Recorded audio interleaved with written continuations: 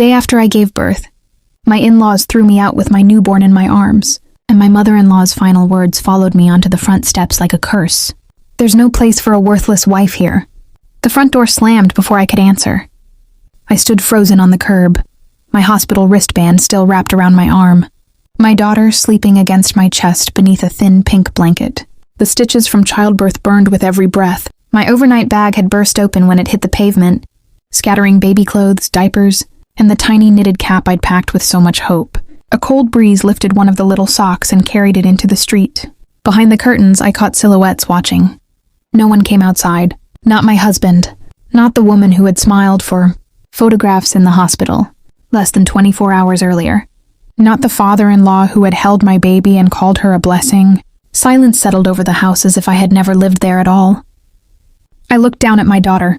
She yawned, completely unaware that the family who had celebrated her arrival yesterday had decided she wasn't enough to keep her mother under their roof today. My phone showed 12 missed calls. None were from my husband. The only message he had sent read, "Just leave for now. It'll calm Mom down." For a long moment, I couldn't even cry. The pain wasn't loud anymore. It had become something colder, sharper, a quiet understanding that some betrayals don't happen in a moment. They are built over months, hidden beneath polite dinners and fake smiles until one cruel sentence finally tears away the disguise. I tightened my arms around my daughter and wondered where I could possibly go. Then I heard the slow rumble of an approaching engine. A black sedan turned the corner and stopped directly in front of the house. The driver's door opened. My father stepped out. He wasn't rushing. He wasn't shouting. He simply looked at me, at his granddaughter, at the bags scattered across the sidewalk. Then another man climbed out of the passenger seat carrying a leather briefcase. A lawyer. My father adjusted his jacket, glanced once at the house where every curtain suddenly twitched, and calmly pulled a folded document from an envelope. The property deed, and in that single, silent moment, I realized the people who had thrown me away had absolutely no idea whose front yard they were standing in.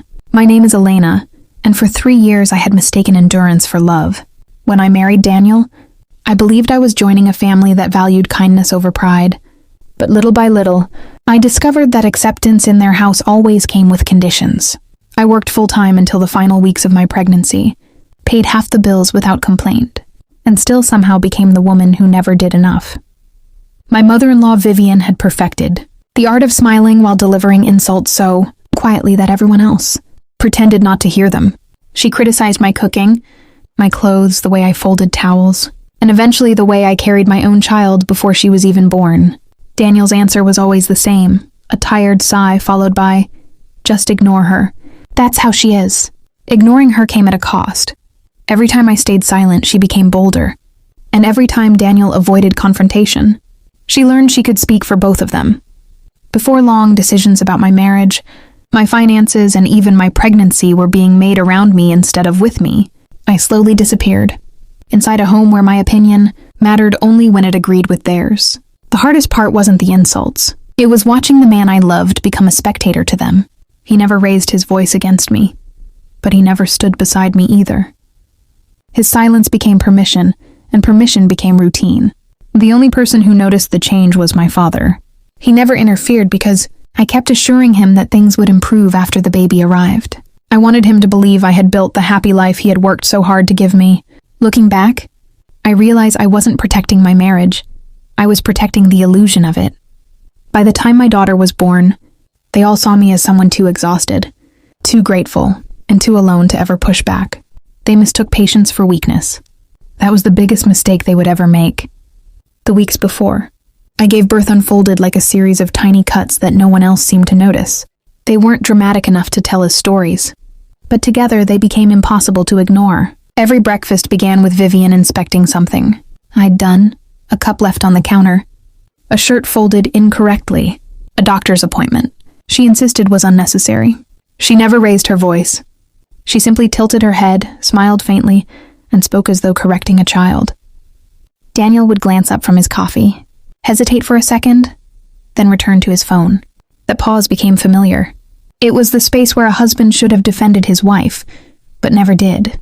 When the nursery was finished, my father quietly gifted us a handcrafted rocking chair. Vivian ran her fingers across the polished wood and said, almost sweetly, It's lovely, though expensive gifts can't buy good judgment. She looked directly at me before walking away.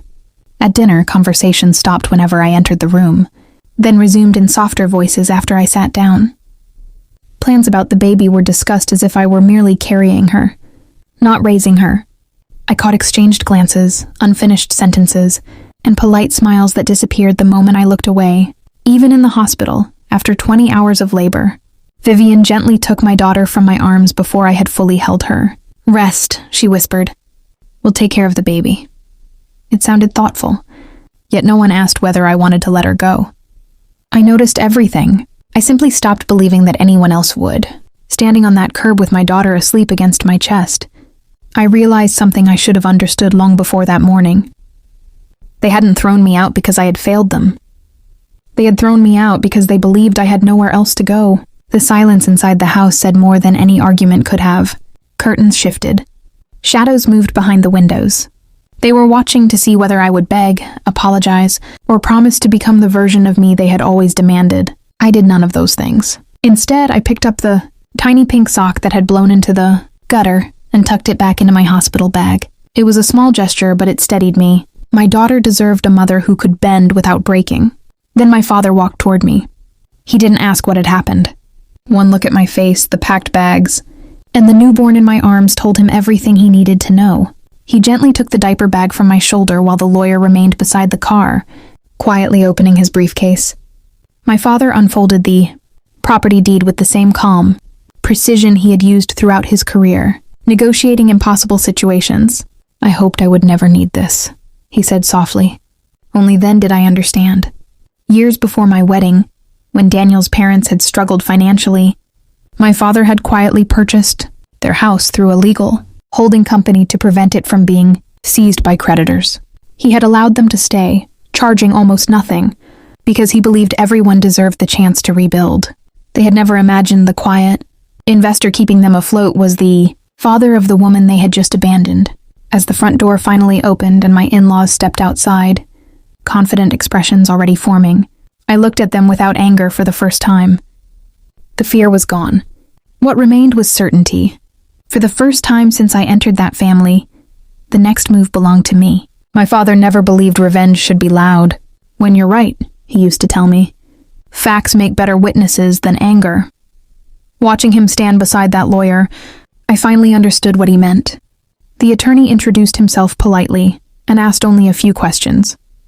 Did I still have my hospital discharge papers? Had I saved Daniel's text message telling me to leave? Were there security cameras facing the front entrance? I answered yes to each one. Instead of building a dramatic case, he began collecting simple pieces of evidence that, together, told an undeniable story, while my in-laws argued among themselves on the porch. My father remained completely composed. He reminded them that the property had never been transferred into their names. The deed, tax records, lease agreements, and payment history were already organized in a folder. Every document had been reviewed long before that morning, not because he expected revenge, but because he believed important agreements should always be documented. He then turned to me.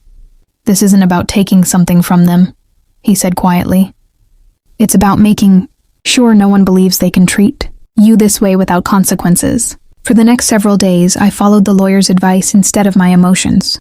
I moved into my father's guest house, met with a family law specialist, opened a separate bank account, secured copies of our financial records, and documented every message Daniel sent. I responded only when necessary, and every reply was brief, respectful, and impossible to twist against me. Meanwhile, formal notices regarding the property were delivered through legal channels, not personal confrontations. There were no threats, no raised voices, and no scenes on the front lawn. For the first time, they were forced to answer documents instead of manipulating conversations. They had always relied on intimidation. They had never prepared for someone who relied on patience. The notices gave them 30 days to vacate the property, exactly as the lease required. There were no surprise visits, no dramatic confrontations, and no triumphant speeches. Every envelope arrived by certified mail. Every deadline followed the law, and every decision came through the proper channels. The first phone call from Daniel came that evening. He sounded less like a husband than a man who had just discovered the ground beneath him wasn't as solid as he believed. He asked why my father was doing this to his parents, as though the eviction had appeared out of nowhere. I listened until he finished, then answered with the same calm he had once mistaken for weakness. "No one forced me onto that sidewalk," I said. "Your family made a choice. These are simply the consequences." I ended the call before he could argue. Over the following weeks, the confidence that had filled that house slowly disappeared. Vivian attended every meeting with perfect makeup and practiced smiles.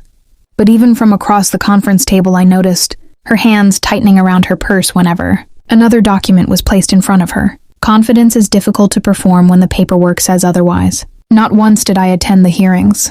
I stayed home with my daughter, feeding her, rocking her to sleep in the chair my father had given us, and beginning a life that no longer depended on people who measured my worth by my obedience.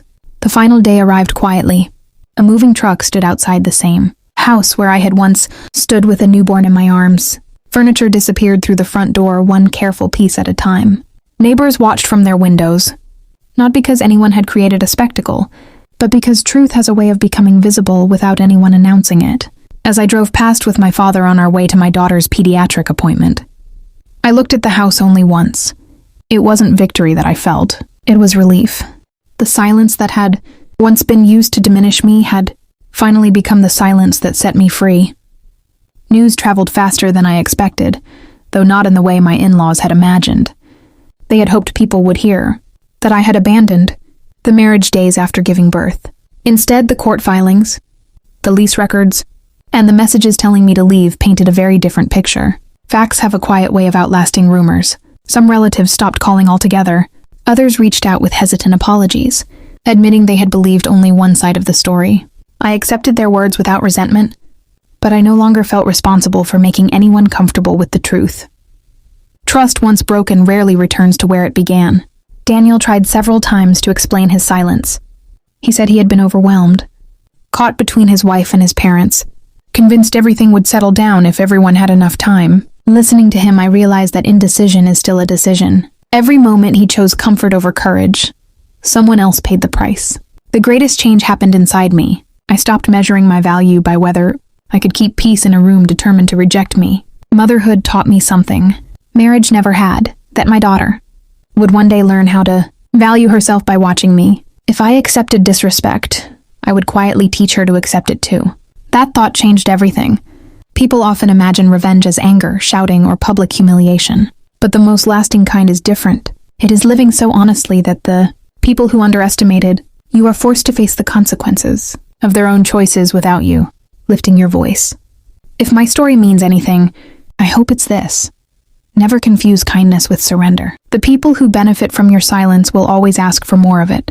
The people who truly love you will never require it in the first place. A year later, I barely recognized the woman who had stood trembling on that sidewalk with nowhere to go. Life hadn't become perfect. Divorce proceedings required patience. Sleepless nights were simply part of raising a child. And there were moments when the memories returned without warning, but they no longer controlled me. Pain had become part of my history, not my identity. My daughter took her first steps across the hardwood floor of my father's home, laughing as she reached for the same rocking chair that had once been dismissed as an unnecessary gift. Every milestone reminded me that our lives had not been defined by the day we were thrown out. They had been shaped by what we chose to build afterward. My father never spoke about what he had done as though it were an act of revenge. To him, it was simply accountability. Character, he said one afternoon while watching his granddaughter play in the garden, is revealed by how people behave when they believe there will be no consequences. I finally understood. For years I had confused keeping the peace with preserving love. They were never the same thing. Real love protects. It listens. It stands beside you when doing so is inconvenient. Everything else is merely comfort disguised as affection. I went back to work, found a small home of my own, and filled it with things that carried no memories of fear. There were family photographs on the walls, fresh flowers on the kitchen table, and laughter that never had to compete with criticism. Visitors noticed how quiet the house was. It was a different kind of quiet, not the silence of walking on eggshells. The silence of feeling safe. Sometimes people ask whether I regret what happened. I don't. I regret only how long I believed. I had to earn respect from people who had already decided not to give it. The morning they forced me onto that curb, they thought they were ending my place in their family. They never realized they were giving me the first day of my freedom. And when I tucked my daughter into bed each night, I made myself one simple promise, that she would never have to wonder whether her voice mattered. Because the strongest revenge isn't taking someone else's home. It's building a life so full of dignity, peace, and love that the people who tried to break you become nothing, more than a chapter you no longer need to reread.